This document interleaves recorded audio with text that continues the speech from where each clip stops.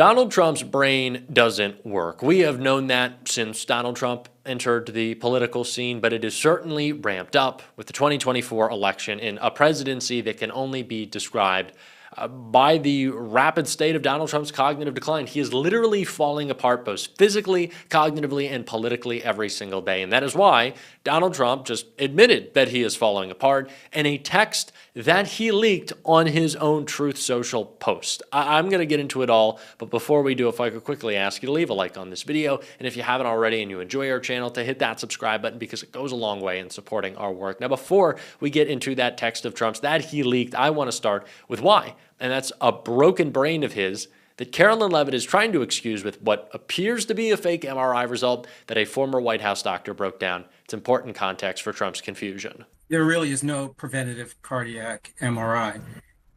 This is not a standard test for an 80-year-old man to undergo advanced imaging.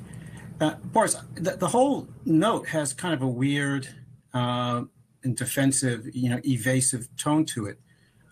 First of all, this is not part of the president's comprehensive physical examination. He had that in April, and then he underwent some more testing in July. If you look at his first administration, the president, like most presidents, only underwent one comprehensive physical exam every year. So this comes, completely off cycle. Second, it's filled with euphemisms. Again, Dr. Barbara Bella, the president's physician, states that he underwent advanced imaging. Well, what specific advanced imaging did the president have? Was it an MRI, as the president said? Was it a CT?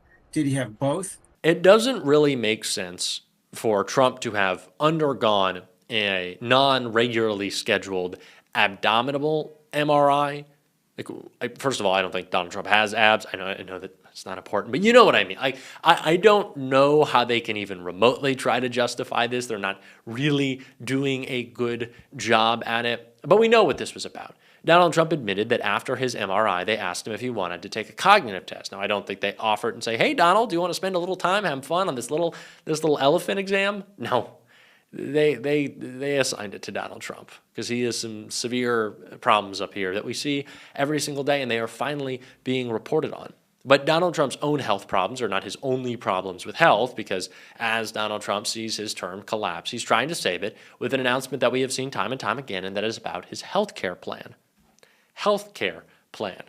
And why is that? Because in a time in which affordability is a crisis right now, it's only getting worse. And it's important context before we get into this text that exposes Donald Trump's health and talks about it as well. This is for the tens of millions of Americans who get their health insurance through the online marketplaces. Look, based on the newly posted information, meaning the pricing information that's now being posted in multiple states, a family of four making $130,000 in Maine, so you combine the family's income, everybody's salaries, you got to do $130,000, that family would face an increase in their annual health insurance premiums next year of $16,100. That's how much their health insurance premiums would go up. But maybe that's, that sounds like it's a fairly well-off family, and you think, oh, well, maybe that doesn't apply to me. I'm not quite in that kind of a bracket. Well, imagine you're in a couple, you're each 60 years old, and you put both of your salaries together combined, you make $85,000 a year. So maybe one of you's making 40 grand a year, maybe one of you's making $45,000 a year. Combined, your couple's income is $85,000 a year.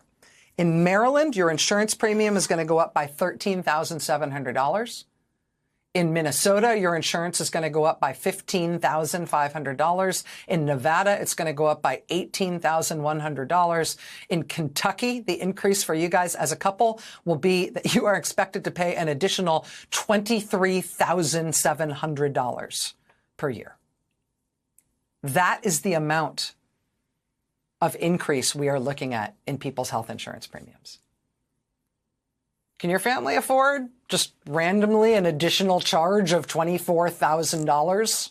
Premiums are skyrocketing. Donald Trump is kicking tens of millions of Americans off of their health care, and he just doesn't actually care. He never has, he never will. No matter how many times he tells us that a plan is 2 weeks away, it is not coming because he does not care. He doesn't. So we should never pretend like he does. We should never take him seriously in any way whatsoever. We just shouldn't.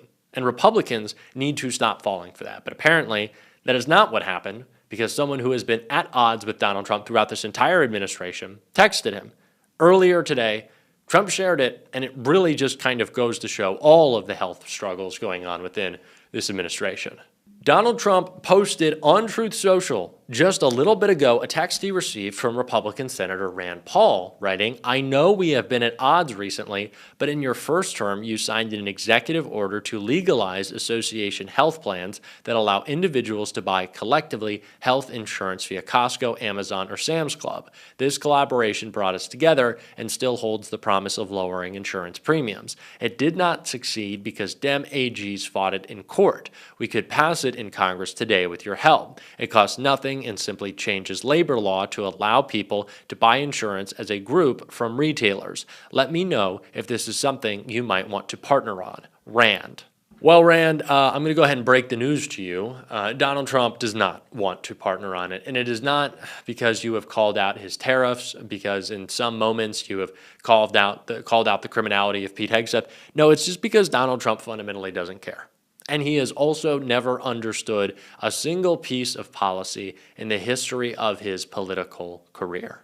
Why does Donald Trump make broad, sweeping statements that mean nothing? They mean nothing.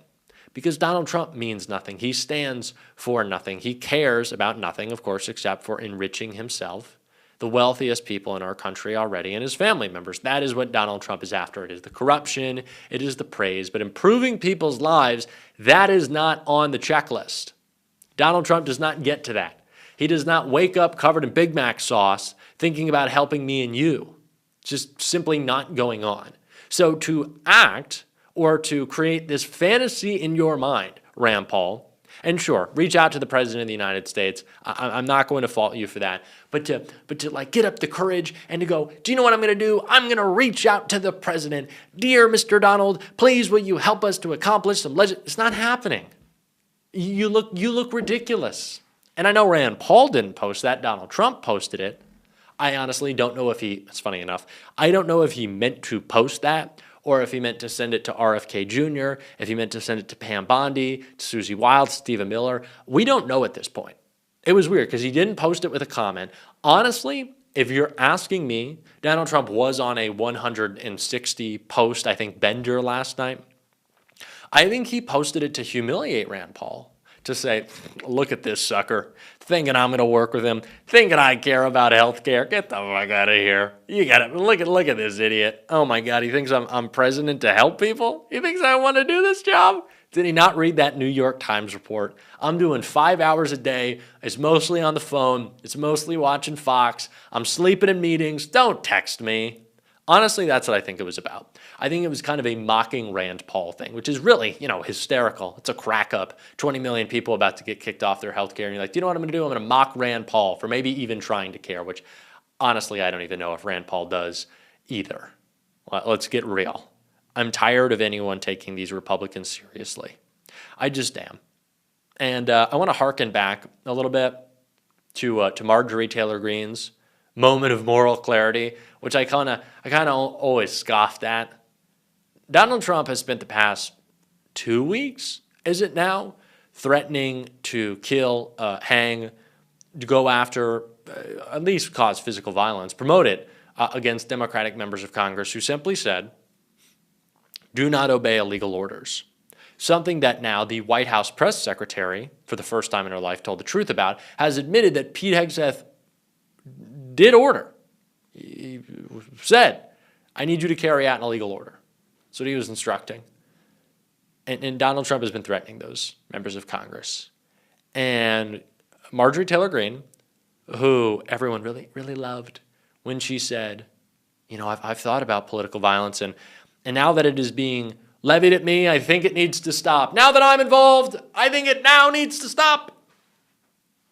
And then it was silence. It was silence from Marjorie Taylor Greene. It was strange because when it was about her, when she was the victim, it's all we ever heard about. And people were really empathetic. Empathy, Marjorie, empathy. Think about it. caring about other people, right? We practiced it for you. I didn't, because I didn't buy the bullshit. But now the threats continue. Alyssa Slott can post it, the messages of people calling into her office or home saying that she should be murdered. Marjorie Taylor Greene, silence. So Rand Paul, valiant effort, bud, but I do not think that Donald Trump will text you back. And I know we've always mocked 2 weeks away, but of course we should mock 2 weeks away. It is nonsensical. And the string of posts that Donald Trump put out was also nonsensical. I want to take a look courtesy of our friends at MSNBC. Over the course of 5 hours late last night, 79-year-old Donald Trump posted online more than 150 times publicly. The Daily Beast explains that in a lot of those posts, Donald Trump targeted his usual perceived enemies, people like Governor Gavin Newsom, former Speaker Nancy Pelosi, former Presidents Barack Obama and Joe Biden, former Director of the FBI Jim Comey.